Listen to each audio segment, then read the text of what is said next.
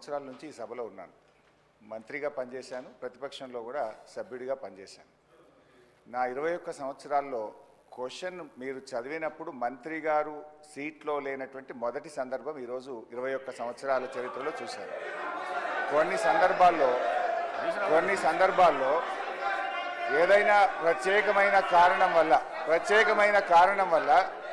సభ్యుడు రాకపోతే మంత్రి గారికి ఏదైనా అర్జెంట్ ఉంటే ఇన్ఫార్మ్ చేస్తారు, క్వశ్చన్ పోస్ట్పోన్ చేసి తర్వాత తీసుకుంటారు. బట్ వెన్ స్పీకర్ కాల్స్ తప్పకుండా మినిస్టర్ గారు అక్కడ ఉన్న సందర్భం ఉంది. అయినా సభ గౌరవాన్ని హుందాతనాన్ని దృష్టిలో పెట్టుకొని నేను వదిలేస్తున్నాను. అధ్యక్ష, ఈరోజు గౌరవనీయులు బట్టి విక్రమార్క గారు గౌరవనీయులు ఉప ముఖ్యమంత్రి బట్టి విక్రమార్క గారు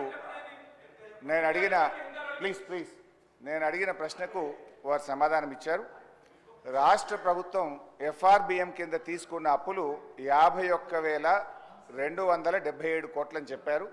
అఫ్కోర్స్ ఈరోజు ఉదయం నేను రిజర్వ్ బ్యాంక్ ఆఫ్ ఇండియాది కూడా రిపోర్ట్ తీసుకున్న పొద్దున్నే నెట్లో. ఈరోజు కలిపితే ఇంకో 3,000 కోట్లు పెరిగింది. ఆల్రెడీ ఇంతకుముందే 2003వ తారీఖు 5వ తారీఖు తీసుకున్నారు. ఇవాళతో కలిపితే ఇంకో 1000 పెరిగింది. 55,277 కోట్లు ఎఫ్ఆర్బిఎం కింద తీసుకున్నారు. కార్పొరేషన్ గ్యారంటీల కింద 61,991 కోట్లు తీసుకున్నారు. 10,099 కోట్లు గ్యారంటీ లేకుండా తీసుకున్నారు. మొత్తంగా కాంగ్రెస్ పార్టీ ఏడాది పాలనలో చేసిన అప్పు ఎంత అంటే 1,27,208 కోట్లు. ఒక్క ఏడాదిలో వీళ్ళు చేసిన అప్పు 1,27,208 కోట్లు. 5 ఏళ్లకు మనం లెక్క కడితే ఎంత అవుతుందంటే అధ్యక్ష, 6,36,040 కోట్ల రూపాయలు 5 ఏళ్లలో కాంగ్రెస్ ప్రభుత్వం చేయబోయే అప్పుగా దీన్ని బట్టి మనకు స్పష్టంగా కనబడతా ఉంది. ఇకపోతే అధ్యక్ష, ఈ మధ్యకాలంలో కాంగ్రెస్ పార్టీ నాయకులు వైట్ పేపర్, కాంగ్రెస్ పార్టీ పెట్టిన వైట్ పేపర్ బుక్ కూడా తెచ్చాను అధ్యక్ష. ఇది వైట్ పేపర్. అదేవిధంగా బట్టి విక్రమార్క గారు ఈ సభలో పెట్టిన పేపర్. దీని ఆధారంగా నేను పోయినసారి బడ్జెట్ సమావేశాల్లో కూడా చాలా స్పష్టంగా చెప్పాను. మీరు గతంలో బీఆర్ఎస్ పార్టీ 10 ఏళ్ల కాలంలో 671 అని ఒకరంటారు, 7 లక్షల కోట్లని ఒకరంటారు, 711 అని నోటికొచ్చినట్టు మాట్లాడుతున్నారు. I challenge in this house, ఒకరోజు స్పెషల్గా డిబేట్ పెడతారా పెట్టండి, లేదు ఆడిటర్లను పిలిచి పెడతారా, ఫైనాన్స్ డిపార్ట్మెంట్ పెట్టి పిలుస్తారా పిలవండి. ఐ వాంట్ టు ప్రూవ్ 10 ఏళ్ల బీఆర్ఎస్ కాలంలో జరిగిన మొత్తం అప్పు కేవలం 4,17,496 మాత్రమే. కానీ గోరంతలు కొండంతలు చేసి గోబల్స్ ప్రచారం చేసేటువంటి ప్రయత్నాన్ని ఈ సభ ద్వారా నేను తీవ్రంగా ఖండిస్తూ ఉన్నాను. గతంలో గౌరవనీయులు బట్టి విక్రమార్క గారు ఎన్నికల ముందు ఆదాయాన్ని సమకూర్చడంలో కాంగ్రెస్ పార్టీకి అపారమైనటువంటి అనుభవం ఉంది, హామీలన్నీ నెరవేర్చడం మాకు పెద్ద సమస్యే కాదు అని ఎన్నికల ముందు చెప్పారు. వీడియో కూడా ఉంది, కావాలంటే పంపిస్తాను. ఇప్పుడు అధికారంలోకి వచ్చిన తర్వాత ఏమైంది, ఏడాది అయింది, హామీలు ఎప్పుడు అమలు చేస్తారంటే అప్పుల పేరు చెప్పి తప్పించుకునేటువంటి ప్రయత్నం చేస్తున్నారు. ఒక అబద్ధాన్ని 100 సార్లు చెప్తే నిజమైతే అనే విధంగా గోబల్స్ ప్రచారం చేస్తూ ఉన్నారు. అందుకే ఈ శాసనసభ వేదికగా సభ్యులకు రాష్ట్ర ప్రజలకు కూడా ఈ 7 లక్షల కోట్ల అప్పు అని కాంగ్రెస్ పార్టీ చేస్తున్న ప్రచారం తప్పు అని ఈ సభ ద్వారా రాష్ట్ర ప్రజలకు నేను తెలియజేయదలుచుకున్న అధ్యక్ష, ఆర్బీఐ కంటే గొప్ప వాళ్ళు అయితే ఉండరు అధ్యక్ష. ఇన్ఫ్యాక్ట్ అధ్యక్ష, ఈ 4,17,496 కోట్లలో కూడా 10 ఏళ్ల బీఆర్ఎస్ పాలనలో 4-5 ప్రత్యేకమైన విషయాలు ఉన్నాయి. 2 వరుస కరోనా సంవత్సరాలు రావడం వల్ల కేంద్ర ప్రభుత్వం అప్పుడు మొత్తం దేశం యొక్క ఎకానమీ అతలాకుతలమైంది. మీరు రాష్ట్రాలు 1.75% అదనంగా అప్పులు తీసుకోండి, క్యాపిటల్ ఎక్స్పెండిచర్ చేయండి అని కేంద్ర ప్రభుత్వం చెప్పడం వల్ల మనము తీసుకున్నటువంటి అప్పులు కూడా ఉన్నాయి. ఇది కాకుండా ఉదయ్ స్కీమ్ ద్వారా, సార్ లెట్ మీ కంప్లీట్, ఆ తర్వాత అని చెప్పమనండి. Let me complete. Speaker sir, Harish Rao గారు సభలో చాలా సంవత్సరాల నుంచి ఉన్నారని చెప్తా ఉన్నారు. వారికి అన్ని రూల్స్ తెలుసు, నిబంధనలు అన్నీ తెలుసు. క్వశ్చన్ అవర్లో క్వశ్చన్ను అడుగుతారు, సమాధానం చెప్తాం. క్వశ్చన్ ఉంటుంది కానీ వారు షార్ట్ డిస్కషన్ లాగా ఉపన్యాసం చెప్పుకుంటూ పోతా ఉన్నారు. మరి వారికి అనుభవం లేకనా, కావాలని సభను తప్పుదోవ పట్టించడం కోసం చేసే ప్రయత్నమా? మీరు అడిగారు, ఈ అప్పుల పైన మీరు తప్పుదోవ పట్టిస్తూ ఉన్నారు, గోబల్స్ ప్రచారం చేస్తున్నారు, ఏదంటే సభలో చర్చ పెట్టండి. ఎస్, మేము రాగానే సభలో చర్చ ఉండాలనే వైట్ పేపర్ పెట్టా మీరు చేసిన తప్పులు అన్నిటిని. మళ్ళీ కావాలని అడుగుతుంటే మాకేం అభ్యంతరం లేదండి. మేము అసలు పూర్తిగా ఈ సభకి రాష్ట్ర ప్రజలకి వాస్తవాలన్నీ తెలియాలనేటువంటి ఆలోచనలో స్పష్టంగా ట్రాన్స్పరెంట్గా ఉన్న గవర్నమెంట్ ఇది. ఏది దాచుకోవాలని ప్రయత్నం చేయాలి మీలాగా. సో మీరు వాళ్ళ చర్చ పెడదామన్నా ఫైన్, షార్ట్ డిస్కషన్కి వీఆర్ రెడీ. మీరు ఏదో ఏ ఫామ్లో ఇస్తారో ఇవ్వండి, గౌరవ సభాపతి గారికి ఇవ్వండి, వారి అనుమతితో వారు ఇస్తే టైం ఇస్తే we are ready to debate sir. అడుగుకుంటున్నారో స్పష్టంగా అర్థమైంది, ప్రజలైతే చూస్తున్నారు.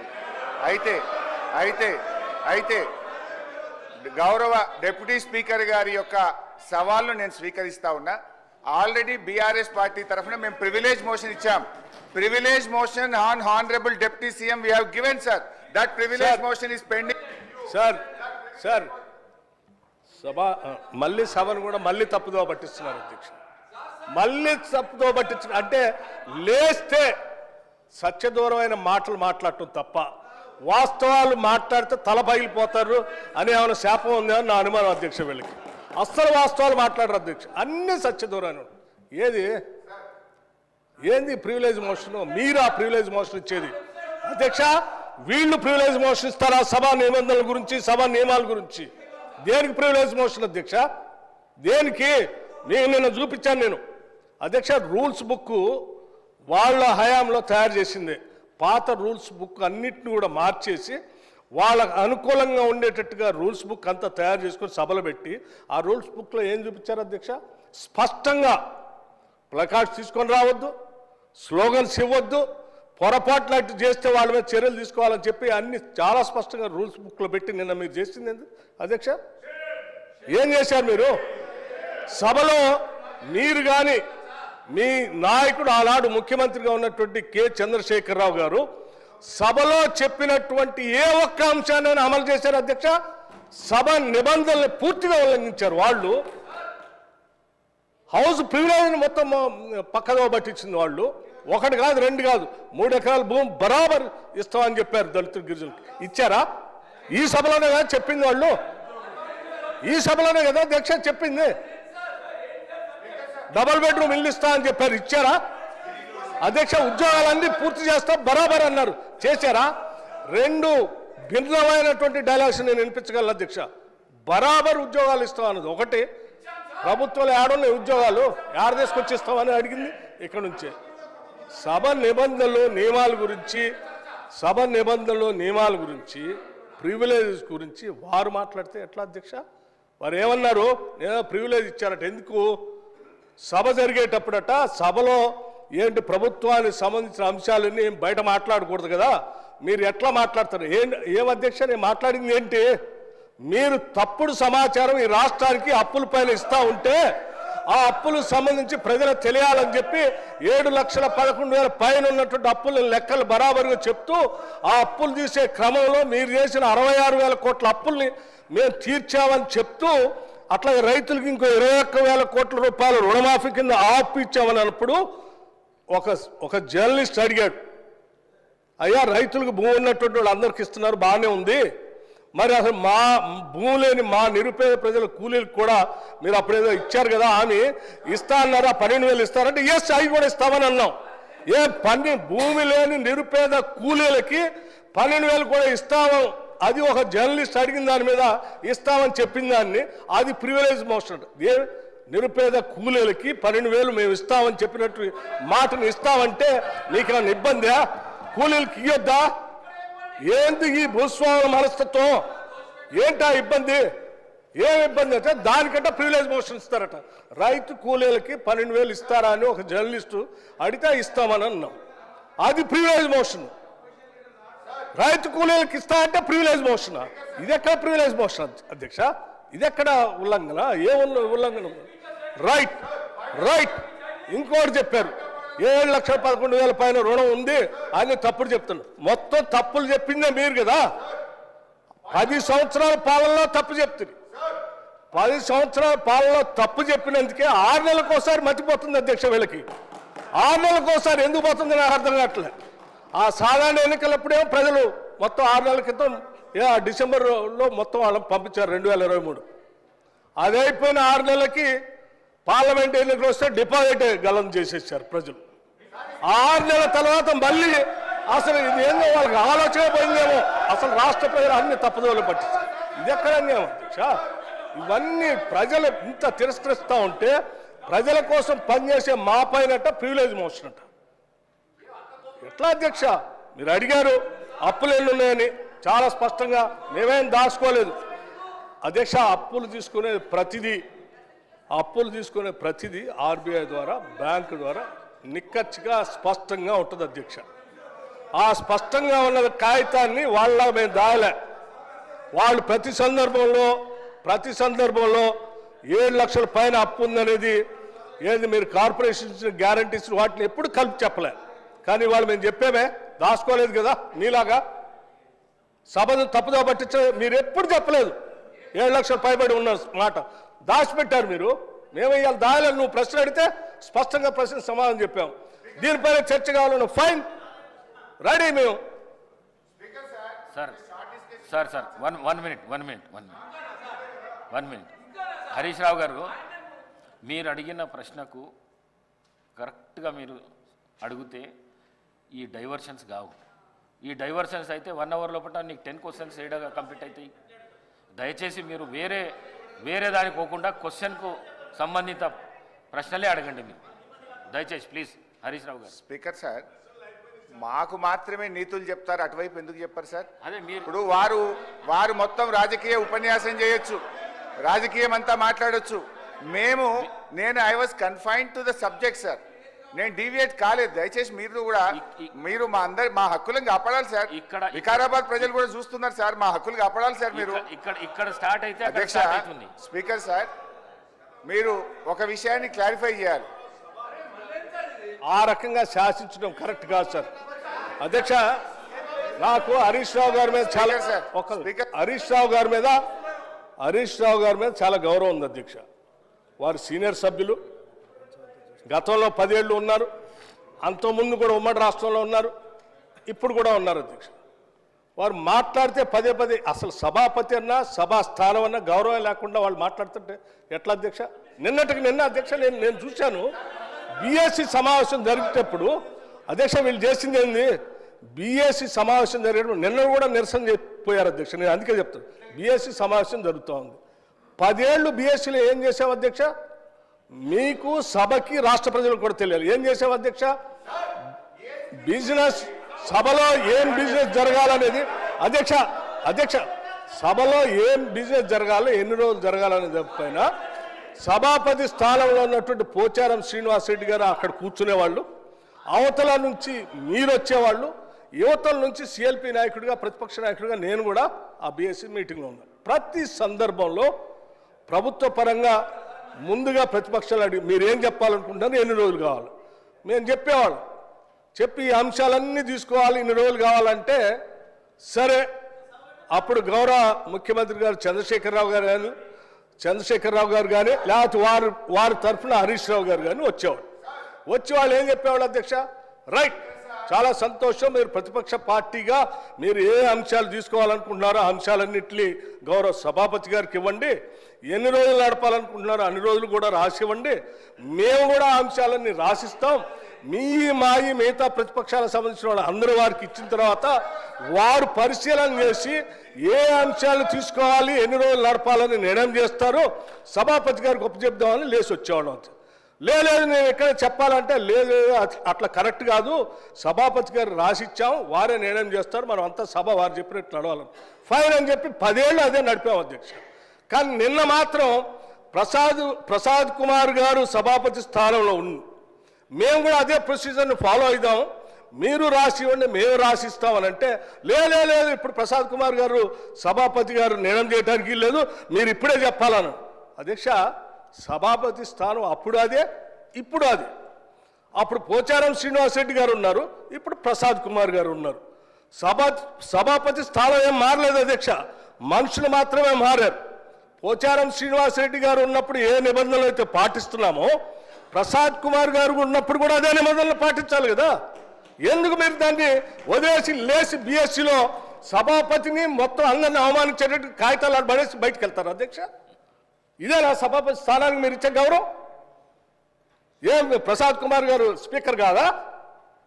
మనం 10 ఏళ్ళు పాటించింది మనం ఎందుకు పాటించట్లే? వీళ్ళు మాట్లాడితే లేచి సభాపతి మీద అటాక్ చేయడం కోసం ప్రయత్నం చేస్తారు. ఇది కరెక్ట్ కాదు అధ్యక్ష. సభాపతి మీరు పదే బతిలాడారు అధ్యక్ష. కూర్చోండి దయచేసి. ఆ ప్లే కార్డ్స్ పట్టుకొని రావటం కరెక్ట్ కాదు. అవన్నీ మా మార్షల్స్కి హ్యాండ్ ఓవర్ చేయండి. నా దగ్గర తీసుకొని వస్తారంటే హ్యాండ్ ఓవర్ చేయకపోగా ఆ కాగితాలన్నీ పట్టుకొని ఏడుకు వచ్చేది ఆ సభాపతి స్థానం మీద ఎగరటానికి పోతా ఉన్నారు హరీష్ రావు గారు. ఎక్కడ నియమం అధ్యక్ష? ఇది కరెక్ట్ కాదు అధ్యక్ష. సభాపతి స్థానంలో ఉన్నటువంటి మిమ్మల్ని సభలో ఉన్నటువంటి వాళ్ళందరూ గౌరవించాల్సిందే. సభ నియమాల ప్రకారం నడుచుకోవాల్సిందే. మేము ఈ నిబంధనలకు అతీతంగా మేము రాచరిక వ్యవస్థలో మేము పోతాం, మేము శాసించినట్టే సభ నడవాలంటే కుదరదు అధ్యక్ష. అది కరెక్ట్ కాదు. దీనికి ఒక రూల్స్ బుక్ ఉంది, ఆ బుక్ ప్రకారం నడవాల్సింది. హరీష్ రావు గారు, మీరు మాట్లాడుతూ వికారాబాద్ ప్రజలు చూస్తున్నారు అన్నారు. వికారాబాద్ ప్రజలు కాదు, రాష్ట్ర ప్రజలు, దేశ ప్రజలు, ప్రపంచ ప్రజలంతా చూస్తున్నారు. ఒక్క వికారాబాదే కాదు.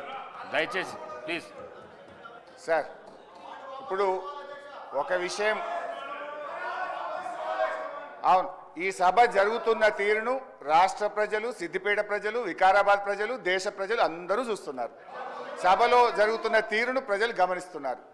రైట్ అధ్యక్ష, గౌరవ డిప్యూటీ స్పీకర్ గారు, గతంలో సభ ఎట్లా జరిగింది, ఇప్పుడు ఎట్లా జరిగింది అని ఒక్క నిమిషం. I'm quoting rules book. Deputy CM, అదే సారీ, సీఎం అవుతారేమో ఫ్యూచర్లో, మంచిదే కదా. We want him to become a CM. అయితే అధ్యక్ష